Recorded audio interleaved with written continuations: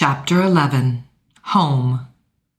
It was late, nearing midnight, when I made my way across the lawn through the light rain and reached the dark brown door, hand poised to fling it open. It again seemed to open miraculously, like days before, the hinges creaking under the weight of the door before I could touch the golden handle. He stood there, black sweats, no shirt, tumbler half full of amber liquid cradled in one hand, the other on the handle. His posture at once casual and tense, the forearm that rested on the handle rigid from the vice grip he had on it. We both stood there, unmoving, waiting for the other to break the silence. It felt like minutes, hours even, that for once there was nothing left to be said of the past. We both knew. The words to be spoken here, now, would alter the trajectory for both of us. I felt a sense of recognition of this scene. That vague realization that we had been here before. Déjà vu. But 5 years earlier, it had been me at the doorway, the one to grant permission or reject him outright. "Are you going to let me inside?" I said finally. He cocked his head to the side, and without speaking, his eyes staring into mine, he lifted the glass to his lips, taking a healthy sip, not answering. Unreadable. "I don't know," he said, voice low. "That depends." On what you've come to say." I paused, thinking of how to express what I felt, that I hated him for lying to me, hated him for showing up in my life when things were settled and ordered and simple, hated him for making me fall in love with him all over again, and that I loved him so completely that there was nothing he could do to stop it. "I just need to know one thing." He was silent again, raising one brown brow in question, prompting me with his expression. "Do you love me?" He delayed again, sensing the gravity of his question, this moment, that I was not some teen who was probing to fulfill my own self-esteem, or asking in jest, knowing the answer. He had written the words, but I needed to hear it, to know that this love was mine for the taking, that it was not finite or limited to one person or one piece of time, but had transformed to become something unique, something for me alone, not words on a paper, to make it reality. "Yes, Hélène," he said, voice hushed, not wanting to break the moment. He leaned in, his breath ghosting over my face, the thick scent of scotch and him filling my senses. "I love you," he said, emphasizing the last word, letting it be known. There was no doubt. My eyes searched his, searching for anything hidden in the blue-green depths. I found nothing, nothing but the truth, at last.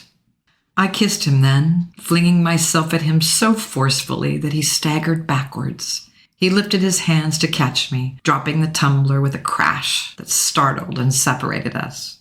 Grasping my wrist, he guided me quickly across the broken glass and pushed me firmly against the opposite wall. My mouth planted firmly on his, tasting him and drawing him to me, my hands on his taut stomach, his back, his ass. "You have to be quiet. You'll wake Kate," he said, gripping my chin with one hand and the other at my hip, effectively pinning me. I nodded, breathing him in while he kissed me, his tongue tracing my lower lip deftly before moving to my neck and my throat. "I promise," I breathed, clutching and caressing those brown curls as he kissed his way to my chest and down and down. His palm pressed to my stomach and the other still on my hip, no longer pinning me, but holding me upright. Hayes Campbell, on his knees, for me. I was moments away from unraveling when he stopped abruptly, taking my wrist and peeling me from the wall. He began leading me down the long hallway to the bedroom, past the framed photos of him and Kate and Annie. Far too few. I stopped at the threshold of the room so suddenly that it jerked him to a standstill. My feet seemed to halt on their own, registering that this must be his room, their room.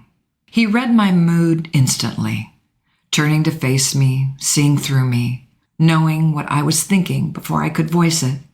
"Our room is now the playroom," he said slowly, as if he answered incorrectly, it would cause me to flee. "Okay," I said, remaining frozen.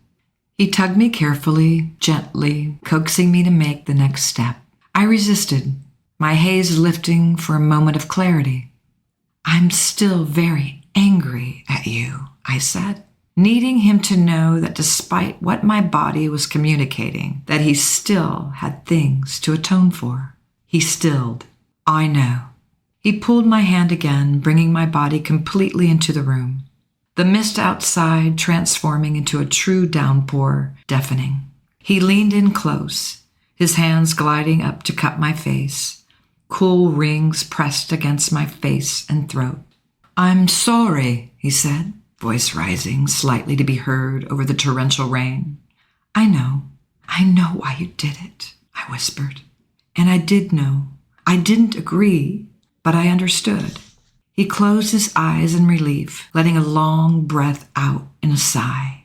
"Will you forgive me?" he asked, a slight tremor in his voice, as if some part of him remained unsure that I would leave him again.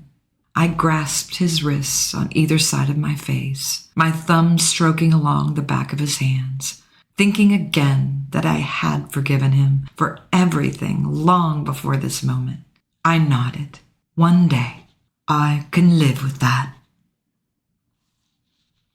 He was slow and methodical and careful, his hands and his mouth gentle on every plane of my skin, as if at any moment he might break me beyond repair. His lips and tongue and teeth everywhere, on my face, my mouth, my stomach, my breasts, my ankles, caressing and restoring what lay between us with every touch. I experienced every moment with clarity, as though feeling everything for the first time. Every facet of him seemed new again. He traced my face with his fingertips, the calluses notable just under the nails of the left hand from years pressing guitar strings. The way the scattered hair on his chest, brushing against my breast, made me gasp. The vertical lines that remained barely visible between his brows, evidence of persistent worry that I never noticed before. He hovered above me, the La Le Beau candle in the corner, the only source of light in the room, bathing us in dancing golden light. The first moment of entry was so searingly sweet. My gaze locked on him, unable to resist the view of him taking me.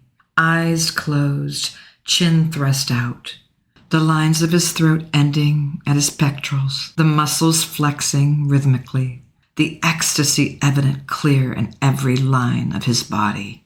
He filled me so completely, so perfectly, and then he began to move, deep, his mouth moving over mine without stopping, giving and taking all that I had to offer.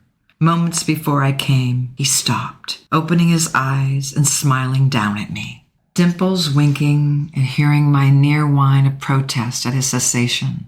He flipped me over, not losing the precious connection between us. He hauled me upright so that I rested on my knees, my back pressed to his chest, and feeling his large body behind me and surrounding me was so fucking sensual, I thought I would combust on the spot. He rested his chin on my shoulder, arms wrapping around my torso, one hand resting firmly on my heart. He resumed his unrelenting pace and whispered, "Look." There above the bed, mounted in the center of a gallery-style wall, was my painting. Sunrise in Anguilla. I gasped upon seeing it, and at an expertly timed stroke. He wanted me to look at it, to look at the love I gave to him while he poured himself into me. And it was under the painting of a new dawn that we made love until there were no secrets left. We lay there after, wordless, both of us touching and holding each other, marveling in this new sensation, the two of us, unburdened, free. He drifted off to sleep first, his nose tucked into my shoulder and lips parting with each breath, the lines fading from his features, a picture of peace. And I was struck then by a feeling so subtle that if I had not been paying attention, I might have missed the transformation. That I no longer long for LA or Paris or Isabel or the gallery. I longed for this. It was Edinburgh, Venice, Malibu, Ibiza, here. It was a man who loved a woman. It was him. After all this time, I was home.